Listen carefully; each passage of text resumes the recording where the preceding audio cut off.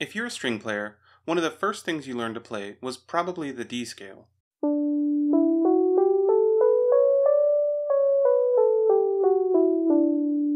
You probably had tapes for your fingers, and every song used F sharp and C sharp. Eventually, you need to learn F natural and C natural, and to play those you need low 2 if you're a violinist or violist, or second finger if you're a cellist or bassist. But does natural mean normal? And how do we know when to use this new pattern? You might even think, maybe no one will notice if I just put my finger somewhere in the middle and hope for the best.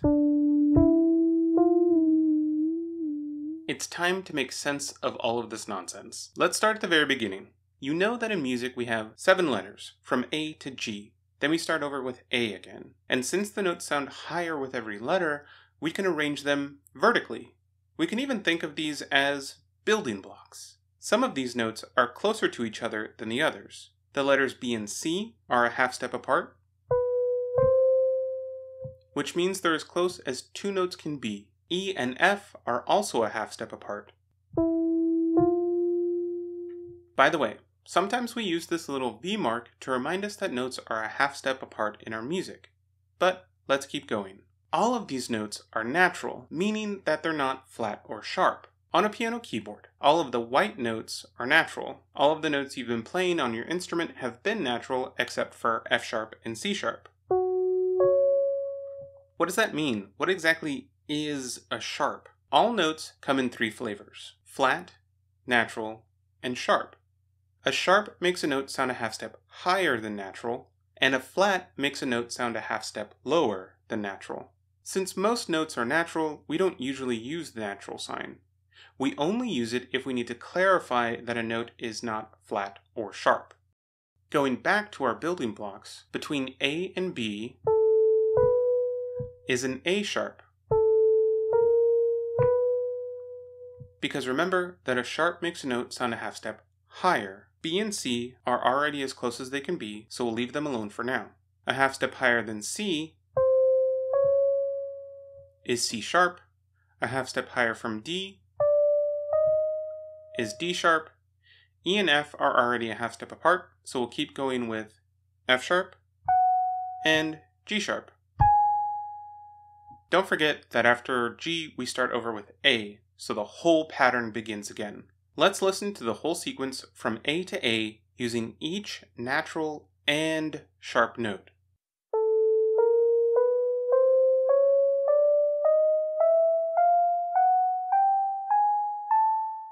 All of these notes are a half step apart, which means we have a chromatic pattern. When notes are chromatic, it just means that they're all a half step apart. But wait, what about the flats? How do they fit into this puzzle? Well, remember that a flat makes a note sound a half step lower. A half step lower than A is A flat. And guess what? A flat sounds exactly the same as G sharp.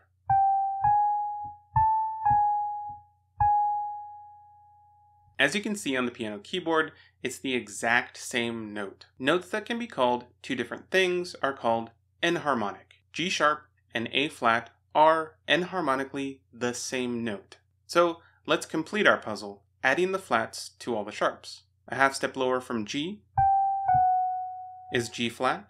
F is already a half step away from E, so we'll leave that alone. A half step lower than E is E flat. A half step lower than D is D flat. C and B are already a half step apart. And finally, a half step lower than B is B flat. This gets us back to A, where the pattern starts all over again. Now that we've completed our chromatic pattern, remember that means all the notes are a half step apart. Hey, that looks like hopscotch. Yes, it does. If you have some chalk, try drawing this on a sidewalk and playing chromatic hopscotch. If you don't have chalk, you can draw it on paper and play hopscotch with your fingers. But now, we need to apply what we learned about chromatic patterns to our string instruments. Let's start with an A string, which all string instruments have. Your first finger usually plays the B note. But there's actually a note between B and the end of the fingerboard. Now that you understand chromatics, I bet you could figure out that a half step higher from A is A sharp, and a half step lower from B is B flat. On violin and viola, we call this low 1 because we use first finger, but it sounds lower than when we play on the tape. On cello, we call it backward extension, and on bass, we call it half position. Lots of different names for the same idea. Put your finger halfway between the tape and the end of the fingerboard. Now that you understand the chromatic pattern, you understand that a half step higher from B is C, and a half step higher from C is C sharp. This is why C natural falls in the space between the tapes, and C sharp is on the tape. So why didn't we start out by learning C natural in the first place? Well, the answer is that if you play a pattern of notes starting on open A and using C natural, it sounds sad. It's part of a minor scale, which can be beautiful, but most people think it's better to start with happy songs.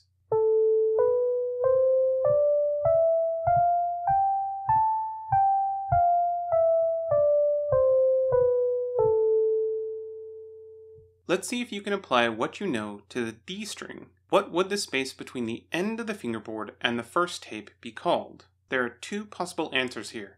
Can you guess? Hopefully you said D sharp or E flat.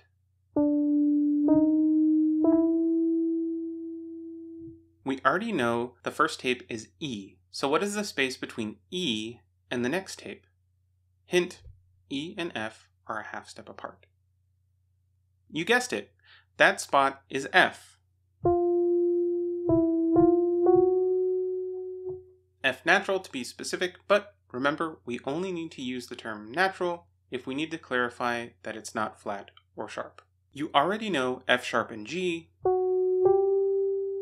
so all you need to know is what is a half step higher than G.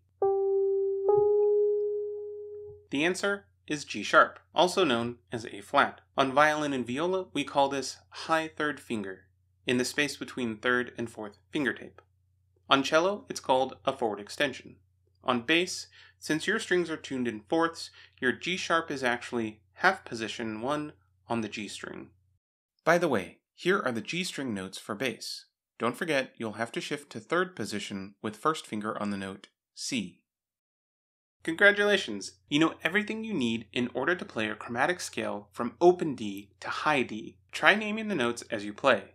By the way, when we go up, we usually call notes by their sharp names, and use their flat names when we go down. So starting on D, we have D, D sharp, E, F, F sharp, G, G sharp, A sharp, B, C, C sharp, D.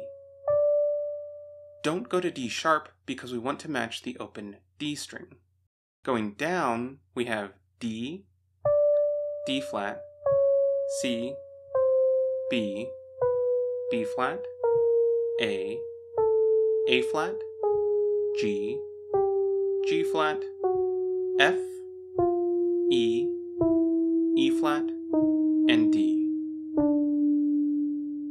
Did you notice that C sharp and F sharp had new names coming down? We called them D flat and G flat. Hopefully we didn't lose you there. Just remember that all sharp notes also have a flat name. And if that's not enough already, let's really blow your mind. What if I told you B sharp is C and C flat is B? Yeah, and E sharp is F and F flat is E. Welcome to the matrix of music.